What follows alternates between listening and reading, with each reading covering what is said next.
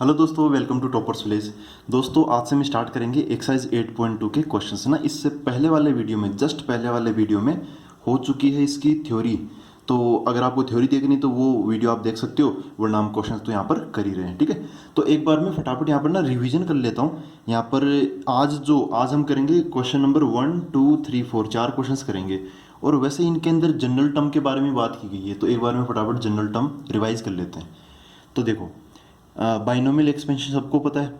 जैसे मेरे को ये बताना है general term in the expansion of A plus B raise to power N. ठीक है, ये यहाँ तो लगती है बाइनोमियल थ्योरम। अब इसके अंदर ना बहुत सारी टर्म्स होती है। कितनी टर्म्स होती है? n+1 टर्म्स होती है। उसमें से जनरल टर्म क्या होती है? एक फॉर्मूला होता है हर एक टर्म को रिप्रेजेंट करने का। एक मतलब जनरल फॉर्मूला होता है जो सबके लिए लागू हो सके, कि मतलब एन की वैल्यू या फिर उसके अंदर जो भी रैंकिंग का जो भी वेरिएबल है ना, उसकी जगह 1 रखेंगे तो पहली टर्म मिल जाएगी। वहाँ पर रैंक की जगह 2 रखेंगे, फिर दूसरी टर्म, फिर तीसरी टर्म, ऐसे मिलती रहेगी। तो जनरल टर्म क्या होती है यहाँ पर? TR+1। ठीक है, इसको बोलते हैं हम जनरल टर्म। इसको हम ऐसे भी बोल सकते हैं R+1th टर्म। ठीक है, ये जो है ना, ये R+1 या फिर R+1, ये एक्चुअली उसका सीट नंबर है। अब उस सीट पे कौन बैठा होगा, वो जनरल टर्म बैठी होगी। ये R+1 क्या है? ये R+1 खुद वो जनरल टर्म नहीं है, ये तो उसका सीट नंबर है, रैंक है। तो इसकी वैल्यू क्या होती है? NCR एंड A की पावर n-r एंड B की पावर r। ठीक है, ये सबको पता है। जैसे मैं बोलूँ कि भाई बताओ T1 क्या होगा, तो आप यहाँ पर देखो इसको और इसको कंपेरिजन करो, है ना, इन दोनों कंपेरिजन करो तो R+1 बराबर 1, तो r की वैल्यू क्या होगी? 0 हो गई। तो अगर मेरे को T1 निकालना है तो जहाँ जहाँ पर r है ना, वहाँ वहाँ पर क्या रख दूंगा? मैं 0 रख दूंगा। यहाँ पे r की वैल्यू 0 रखते मेरे को क्या मिल जाएगा? T1। अगर दोस्तों आपको ये थोड़ा छोटा छोटा लगता है तो आप एक काम तो ये कर सकते हो कि थोड़ा सा वीडियो क्वालिटी को बढ़ा सकते हो, 360 या 480 पर देख सकते हो ना। और अगर उसमें थोड़ा ज़्यादा डेटा लगता है, क्योंकि होता कई बार डेटा की शॉर्टेज होती है, तो आप क्या कर सकते हो कि मैं जैसे बोल रहा हूँ ना, तो उस हिसाब से आप करेक्ट कर सकते हो। अगर आप मतलब क्लास नोट्स, मतलब उसके लिए आपको अपनी जो कॉपी है वो लेके बैठना पड़ेगा, नोटबुक लेके बैठनी पड़ेगी। बाकी मैं कोशिश करूँगा कि थोड़ा बड़ा बड़ा लिखूँ। खैर, r=0 रखूँगा तो T1 क्या बन जाएगा यहाँ पे? NC0 मल्टीप्लाई बाई ए की पावर n-0, तो a की पावर n और b की पावर 0 ऐसे। अगर मैं r की वैल्यू 1 रखूँगा तो क्या मिलेगा? T1+1, तो क्या हो जाएगा ये? T2, मतलब दूसरी वाली टर्म मिल जाएगी। देखो r की वैल्यू 1 रखने पर ये नहीं कि हमें एक नंबर की टर्म मिलेगी, ऐसा नहीं है। थोड़ा सा ना हमें एडजस्ट करना पड़ रहा है। यहाँ पर r की वैल्यू 1 रख रहा हूँ तो मेरे को टर्म नंबर 2 मिल रही है, तो ये क्या हो जाएगी? NC1 a की पावर n-1 b की पावर 1। ठीक है, क्योंकि यहाँ पर एक्चुअली स्टार्ट 0 से होता है ना, लेकिन इसको हम 0th टर्म तो बोल नहीं सकते, इसको तो हम क्या बोलेंगे? फर्स्ट टर्म बोलेंगे। तो ऐसा ये चलता रहेगा। अच्छा दोस्तों, एक और चीज़ मैं यहाँ पे बता दूँ, इसका ये है ना, ये जो जनरल टर्म है इसका यूज़ क्या है, यूज़ भी बता देता हूँ ना, कहाँ कहाँ पर हमें यूज़ में लेना है। जिस किसी भी क्वेश्चन में कोई कोफिशिएंट पूछा जाए, ठीक है, या फिर जनरल टर्म के नाम से ही पूछ लिया जाए कि भी बताओ इसकी जनरल टर्म क्या होगी, तब तो जनरल टर्म का फॉर्मूला लगा ही देंगे। या फिर कई बार कोई खास या फिर पर्टिकुलर टर्म पूछी जाती है कि भी बताओ कि दूसरी टर्म क्या होगी, पहली टर्म क्या होगी, पांचवी टर्म क्या होगी, तो इन सभी क्राइटेरियाज के अंदर हम हमेशा आंखें बंद करके क्या लगा देते हैं? जनरल टर्म लगा देते हैं। ठीक है, तो जब कभी भी coefficient, general term, particular term का जिक्र होगा ना, मैं जनरल टर्म ही लगाऊंगा। ये बहुत काम की चीज़ है। तो दोस्तों अब हम स्टार्ट करते हैं एक्सरसाइज 8.2 के क्वेश्चंस। तो देखते हैं सबसे पहले क्वेश्चन नंबर 1।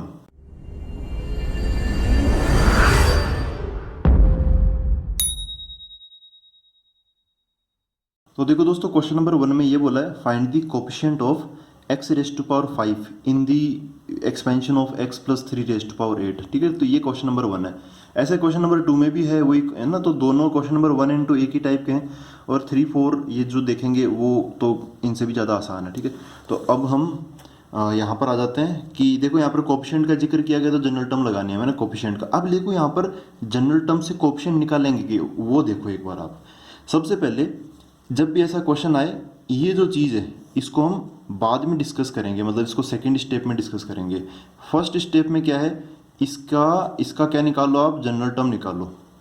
ठीक है, हमेशा जब भी कोफिशिएंट का क्वेश्चन आए तो पहली स्टेप में क्या करो आप, ये जो भी एक्सपेंशन है, जो भी बाइनोमियल जहाँ पे भी लगाना है उसकी जनरल टर्म निकालो। फिर सेकंड स्टेप में हम x⁻5 को यूज में लेंगे। ठीक है। तो इसके देखो जनरल टर्म क्या होगी, जनरल टर्म। तो सबसे पहले आप ऐसा लिखा करो TR+1, ऐसे नहीं कि आप डायरेक्ट ये लिख दो, कौन सा, ये वाला ना, आप ये लिखा करो और ये लिखा करो, ये भले ही बीच वाला रहने दिया करो, TR+1 बराबर ये लिख लिया करो हमेशा, भले याद रख लो, कुछ भी कर लो, आपकी जुबान पर होना चाहिए। TR+1 क्या होता है, NCR A की पावर N-R और B की पावर R। एक बार ऐसे कंप्लीट ही लिख लेना चाहिए, ठीक है, स्टार्टिंग में, या फिर मैं तो कहता हूँ हमेशा आप ऐसे लिख के ही चालू करो। अब उसके बाद में आप निर्धारित कर लेना कि भाई कौन किसका रोल प्ले कर रहा है। TR+1 क्या होगा, NCR, आप देखोगे ये ना, ये 8, ये किसके बराबर है, n, ये n होता है, ये n हो गया 8 के बराबर। तो यहाँ पर क्या आ जाएगा 8C। देखो r इधर है, r को तो हम हटा ही नहीं सकते, जनरल टर्म में r रहता है। जब भी r की वैल्यू हम डाल देते हैं ना, जैसे यहाँ पर ये मैंने डाली, तो ये फिर पर्टिकुलर टर्म हमें मिल जाती है, कोई स्पेशल टर्म हमें मिल जाती है, जनरल टर्म नहीं रह पाती वो।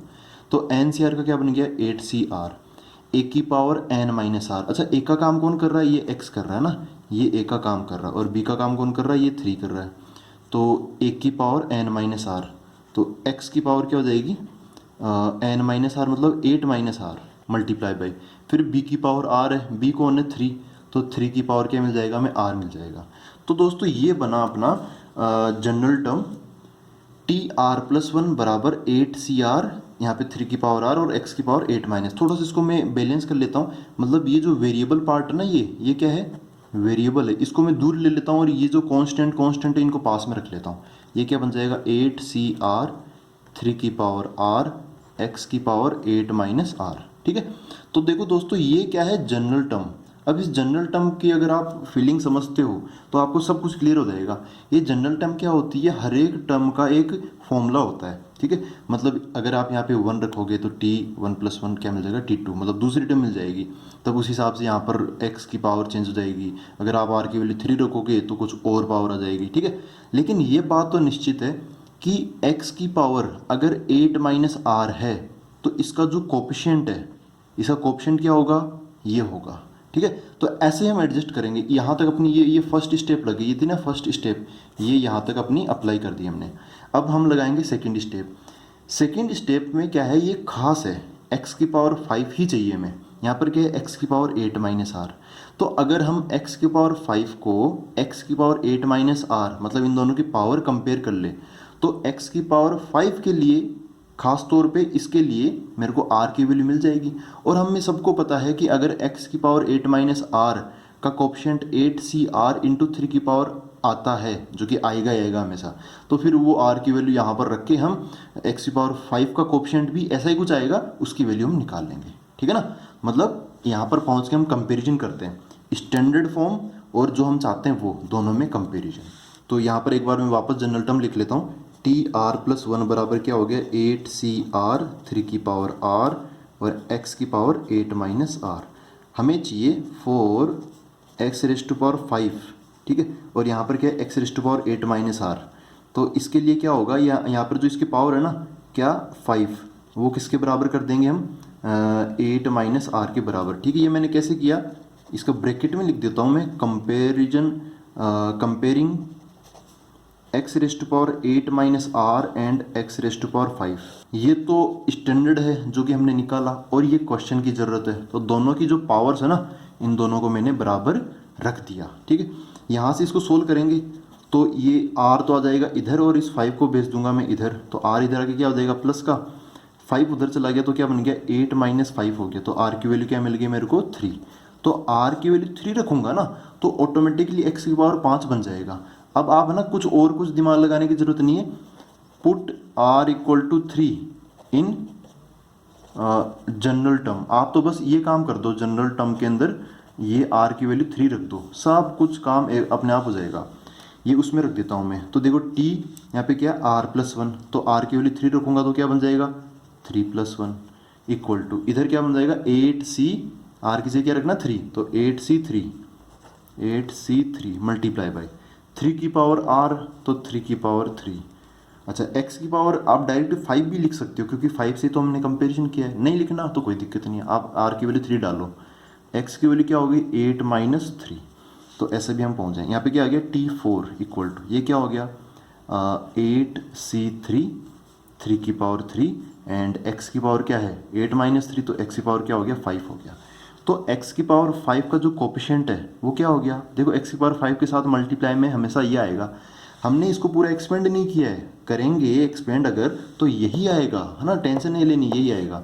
तो अब मैं बोल सकता हूँ फाइनली यहाँ पे coefficient of x raise to power 5 is equal to 8c3 into 3 की पावर 3। अब आप इनकी वैल्यूज निकाल सकते हो। यहाँ पर 8c3 का क्या बन जाएगा फॉर्मूला, 8 फैक्टोरियल अपॉन इन दोनों का अंतर 5 फैक्टोरियल और नीचे वाला 3 फैक्टोरियल मल्टीप्लाई बाय 3 का क्यूब कितना हो जाएगा 27 हो जाएगा। फिर आप इनको सोल्व करके आंसर बता सकते हो। ठीक है, मैं इसको यहीं पे छोड़ रहा हूँ, आगे कैलकुलेशन है। तो दोस्तों नेक्स्ट क्वेश्चन ये है, question number 2, coefficient of a raise to power 5 into b raise to power 7 in a minus 2b raise to power 12। ठीक है, इसके एक्सपेंशन में हमें इसके कोफिशिएंट की वैल्यू बतानी है। ठीक है, तो देखो स्टार्ट करते हैं। सबसे पहले क्या करना है, इसको हम बाद में अप्लाई करेंगे, सबसे पहले इसकी जनरल टर्म लिखेंगे। तो ये लिख लेता हूँ मैं, general term in the expansion of a minus 2b raise to power 12। ठीक है, तो जनरल टर्म क्या होगी, मैं क्या लिखूंगा t r प्लस 1 लिखूंगा, और सबसे पहले वही लिखूंगा जो हमें पता है। देखो लेकिन इस बार ना a और b यहाँ पे ऑलरेडी आ रहा है, तो मैं एक काम कर लेता हूँ, मैं अपने वाले में कुछ अलग a और b लिख लेता हूँ। मैं समझ लेता हूँ कि यहाँ पर a प्लस बी की पावर n इसका जिक्र किया जा रहा है। तो a का काम कौन कर रहा है, ये स्मॉल a, और b का काम कौन कर रहा है -2b। ठीक है, तो यहाँ पर क्या बन जाएगा एन सी आर, ए की power N minus are and B की पावर आर। समझ रहे हो इस बार मैंने कैपिटल क्यों लिया, क्योंकि फिर कंफ्यूज हो जाएंगे ना, स्मॉल में ले लूँगा फॉर्मूले में तो हमारे दिमाग में तो स्मॉल ही फिट है, लेकिन इस बार क्वेश्चन में भी स्मॉल ए भी आ गया, तो क्वेश्चन वाला और अपना स्टैंडर्ड वो ऐसे कन्फ्यूजन ना हो जाए, इसलिए मैं कैपिटल ले रहा हूँ। क्वेश्चन वाले को तो भी बदल नहीं सकते। खैर, अब यहाँ पर आप वैल्यूज रख दो।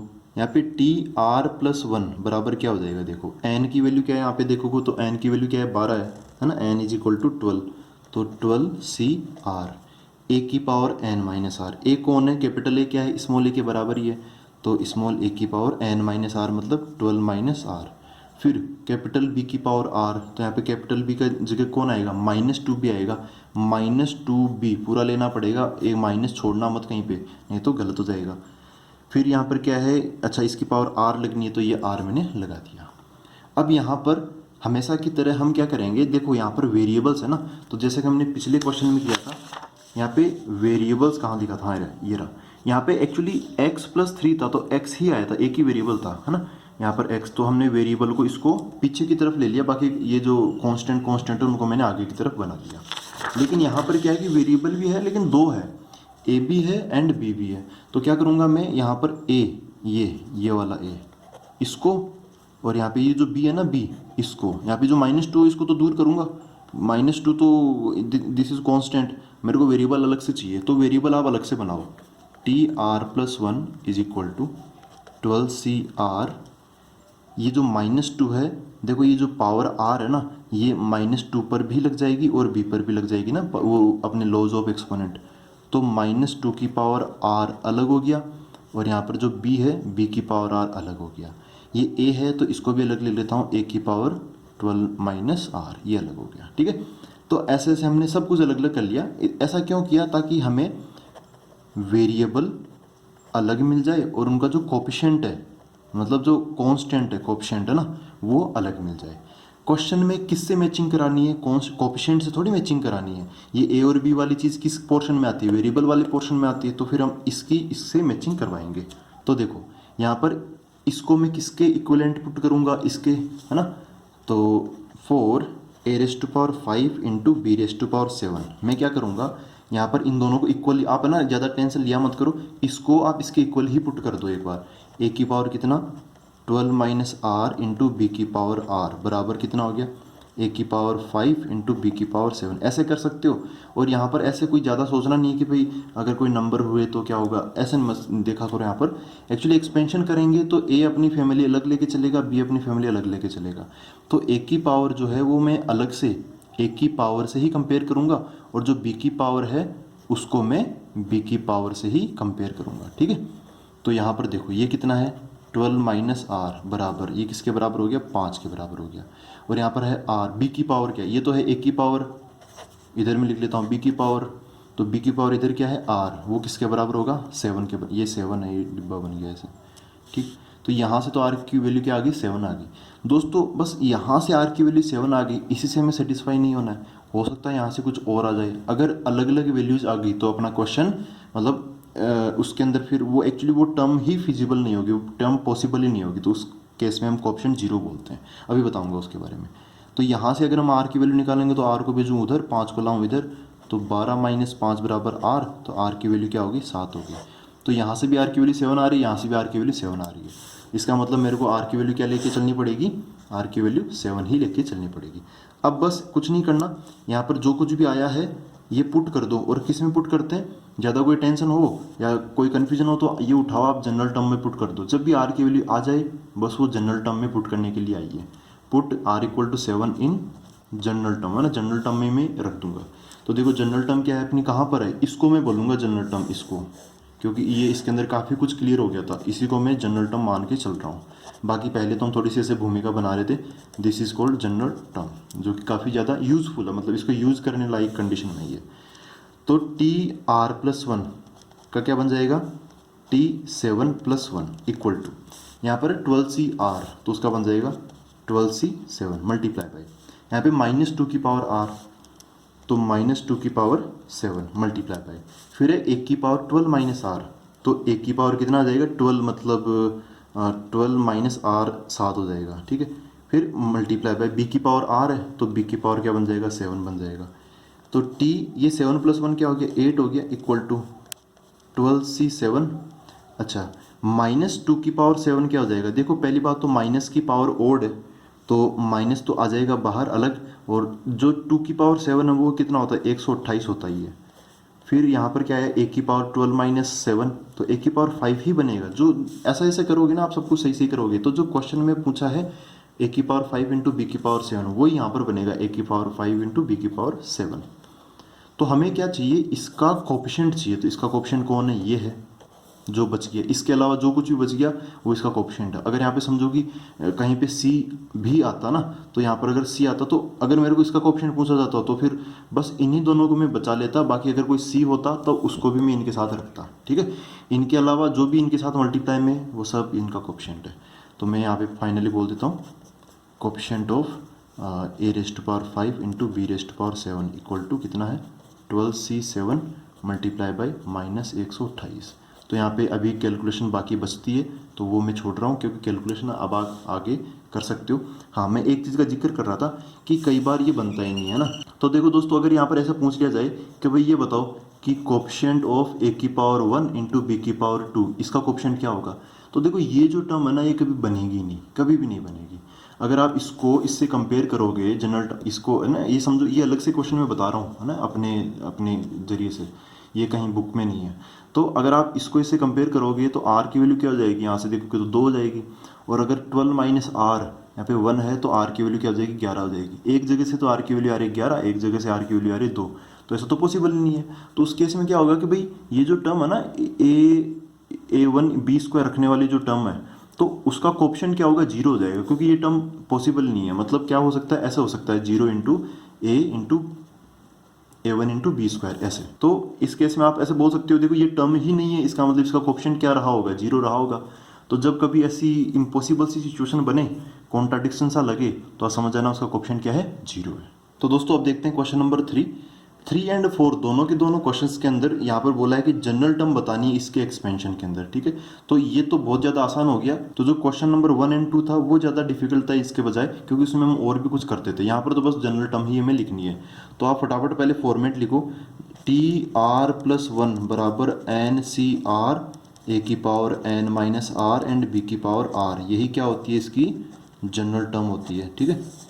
तो अब यहाँ पर देखो, अब बस ये पता कर लो कि कौन किसका रोल प्ले कर रहा है। यहाँ पर क्या आएगा TR+1 इक्वल टू एन, ये एन का रोल प्ले कर रहा है, ये ए का रोल प्ले कर रहा है, ये वाई माइनस वाई सॉरी ना, ये बी का काम कर रहा है। तो यहाँ पे एन की जगह क्या आ जाएगा 6 आ जाएगा, 6C आर की जगह तो आर ही आएगा ना, आर को हम हटाती नहीं है। जनरल टर्म में आर ही रहता है, ताकि हम आर की वैल्यू 1 2 3 पुट करके दूसरी तीसरी चौथी टर्म निकाल सकें, ठीक है। आर की वैल्यू आप कुछ डाल दोगे तो फिर वो जनरल टर्म नहीं होगी, फिर वो पर्टिकुलर टर्म बन जाएगी। ए की पावर क्या है एन माइनस आर, तो एन की जगह 6 आ जाएगा। ए की पावर, अच्छा एक की जगह कौन है x² है, तो एक्स स्क्वायर की पावर एन माइनस आर मतलब 6 minus r, 6 minus r, n की जगह तो 6 लिख दिया, आर की जगह आपको पता ही है नहीं रखेंगे। बी की पावर आर, तो बी की जगह कौन है माइनस वाई, तो माइनस वाई की पावर आर। थोड़ा बहुत सिंप्लीफाई कर लेते हैं, मतलब वेरिएबल्स को अलग और जो कॉन्स्टेंट्स हैं उनको अलग। यहाँ पे r plus one equal to, यहाँ पे क्या आ गया 6 CR, यहाँ पे एक्स स्क्वायर। अच्छा एक काम तो करो, चलो बाद में कर लेंगे। एक्स स्क्वायर क्या है, यहाँ पे जो दो है ना ये क्या है होल पावर है, एक्स स्क्वायर की होल पावर है 6 माइनस आर, तो यहाँ पे पावर्स मल्टीप्लाई हो जाएगी। तो 2 इंटू 6 12 माइनस ये कितना हो गया 2R हो गया इंटू, यहाँ पे देखो माइनस वाई है, तो माइनस वाई को आप ऐसे लिख लो -1 इंटू वाई ऐसे। तो ये क्या बन गया -1 अलग हो गया इंटू वाई अलग हो गया, इसकी होल पावर कितनी है आर। अभी जो आर है ना ये अलग अलग डिस्ट्रीब्यूट कर दो।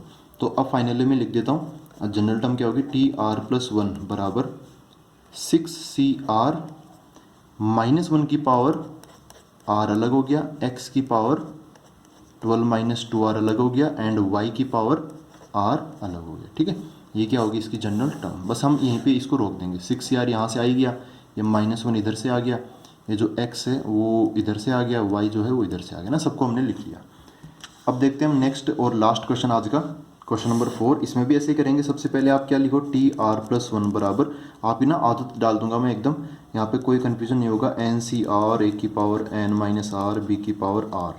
हाँ भाई n का काम कौन कर रहा है यहाँ पर 12, ये किसका काम कर रहा है a का काम, ये किसका काम कर रहा है ये yx -yx दोनों के दोनों ये b का काम कर रहा है। यहाँ पे अब रख देते हैं, ये क्या है जनरल टर्म। ठीक है, तो यहाँ पे क्या बन गया TR+1 बराबर n की जगह कितना आ जाएगा 12 आ जाएगा 12C, यहाँ पे r आ जाएगा, a की जगह क्या आ जाएगा एक्स स्क्वायर, तो एक्स स्क्वायर की पावर n-r मतलब 12 माइनस आर मल्टीप्लाई बाय, फिर है b की पावर r, b की जगह क्या आएगा -yx, तो -yx की पावर r ये लग जाएगा। इसको सोल्व कर लेते हैं अब, और सोल्व करने का मतलब x और y दूर दूर है ना उनको पास पास ले आते हैं। ये बन जाएगा t, ये हो गया R+1 का, क्या करें हम R+1 ही रहेगा ये तो 12CR ऐसा, x की पावर क्या होगी ब्रैकेट खुल जाएंगे, मतलब ये पावर्स मल्टीप्लाई हो जाएगी, तो कितना हो जाएगा 24 माइनस 2R मल्टीप्लाई बाई, देखो -1 को तो अलग कर लो, तो -1 की पावर r तो अलग हो जाएगी। यहाँ पे y की पावर क्या है, अच्छा y मतलब तीनों पे अलग अलग पावर लगा दो, माइनस पे y पे एंड x पे, तो y की पावर r x की पावर r। अब यहाँ पे ये x है और एक ये x है, ठीक है, इन दोनों को तो मैं साथ साथ कर दूंगा, y के लिए तो कोई है नहीं। अच्छा ये कांस्टेंट है तो कांस्टेंट में कांस्टेंट के पास लगा दूंगा, तो TR+1 वैसे ये आ चुकी है जनरल टर्म, यहीं पर आ गई थी, लेकिन अब बस थोड़ा बहुत आप कर दिया करो आगे, ताकि एक यूज़ करने लायक यहाँ पे मतलब एक्सप्रेशन बन जाए। तो ये क्या आ जाएगा -1 की पावर r, ये तो हो गया आगे, फिर क्या है 12CR, फिर x को निपटा लेते हैं, x की पावर क्या है 24 माइनस 2R तो यहाँ पर है, और x की पावर r एक यहाँ पर है, तो क्या होगा x की पावर जब 24 minus r multiply by x की 2R, जब x की पावर r से मल्टीप्लाई होगा तो इनकी जो पावर्स है वो जुड़ जाएगी, तो इसमें ये दोनों जुड़ जाएगी, तो क्या होगा यहाँ पर क्या -2R और यहाँ पर क्या r है, तो ये कट के -r, एक -r बच जाएगा, तो x की पावर 24 माइनस r ये बच गया एंड y की पावर r ये बच गया। ठीक है, तो ये इसकी क्या आ गई जनरल टर्म आ गई, इसको आप छोड़ सकते हो। ठीक है दोस्तों, तो अब मिलते हैं अगले वीडियो के अंदर, तो उसके अंदर हम क्वेश्चन नंबर 5, 6, 7, 8 करेंगे। ठीक है ना, तो आप तब तक उसकी प्रैक्टिस ज़रूर कर लेना। Thank you very much.